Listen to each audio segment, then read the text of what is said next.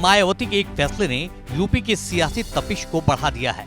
उन्होंने भतीजे आकाश आनंद को अपना उत्तराधिकारी घोषित कर दिया। हालांकि बसपा में उत्तराधिकारी घोषित करने की परंपरा पुरानी रही है। बसपा के संस्थापक कांशीराम ने 22 साल पहले मायावती को अपना उत्तराधिकारी बनाया था। अब उन्होंने आकाश आनंद को ये जिम्मेदारी दे दी। अब से ठीक 22 साल पहले तत्कालीन पार्टी प्रमुख कांशीराम ने मायावती को अपना उत्तराधिकारी घोषित किया था। उन्होंने भी लखनऊ में एक सभा में मंच से इसका ऐलान किया था। उस समय खासी राजनीतिक हलचल मची थी। कांशीराम के फैसले पर सवाल उठाए गए थे, लेकिन कांशीराम ने मायावती की प्रतिभा को देखते हुए उन्हें ये पद देने का ऐलान किया था। इस घोषणा के करीब 6 साल बाद 2007 में मायावती पूर्ण बहुमत की सरकार यूपी में बनाने में कामयाब हुई। कांशीराम ही मायावती को राजनीति में लाए थे।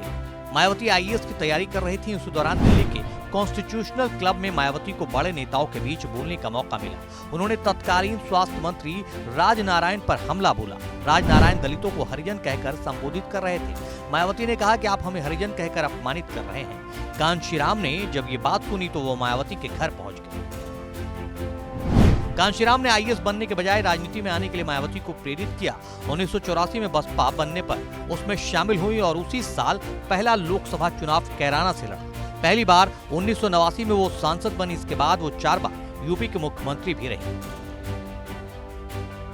उत्तराधिकारी बनने की कहानी 15 दिसंबर 2001 की है। लखनऊ में एक सभा में कांशीराम ने कहा कि मैं काफी समय से यूपी कम आ पा रहा हूं, लेकिन खुशी की बात यह है कि मेरी इस गैर हाजिरी को कुमारी मायावती ने मुझे महसूस नहीं होने दिया। ये कहकर उन्होंने मायावती को अपना उत्तराधिकारी घोषित कर दिया। यह ऐसा वक्त था जब पार्टी संघर्ष के दौर से गुजर रही थी और 2002 के विधानसभा चुनाव होने वाले थे।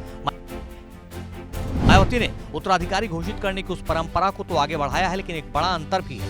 कांशीराम ने अपने परिवार के किसी सदस्य को आगे न बढ़ाकर एक मिसाल पेश की थी, जबकि मायावती ने अपने सगे भतीजे को इस जिम्मेदारी सौंपी है।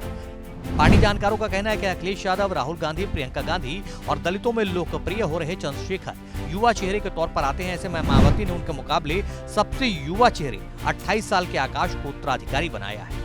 युवाओं में पकड़ बनाकर वो पार्टी को आगे बढ़ा सकते हैं। उत्तराधिकारी बनने के बाद आकाश के सामने कई चुनौतियां भी हैं। सबसे बड़ी चुनौती यह है कि मायावती जिस तरह कठिन परिस्थितियों से पार्टी को निकाल कर लाई थी, क्या वो ऐसा करिश्मा कर पाएंगे? युवा को जोड़ने के साथ वरिष्ठों के साथ तालमेल बैठाकर कैसे पार्टी को आगे ले जाएंगे? पार्टी ने उनको लगातार बड़ी जिम्मेदारियां दी, लेकिन अब तक वो कुछ खास चमत्कार नहीं कर पाए हैं। लोकसभा चुनाव से पहले देश भर में संगठन की जिम्मेदारी उनको दी गई है। बेहतर नतीजों के जरिए उत्तराधिकारी की जिम्मेदारी पर उन्हें खरा उतरना होगा। अगर वे संगठन पर पकड़ बनाने में मजबूत हुए तो उन्हें भी मायावती की तरह बड़ी सफलता मिल सकती है।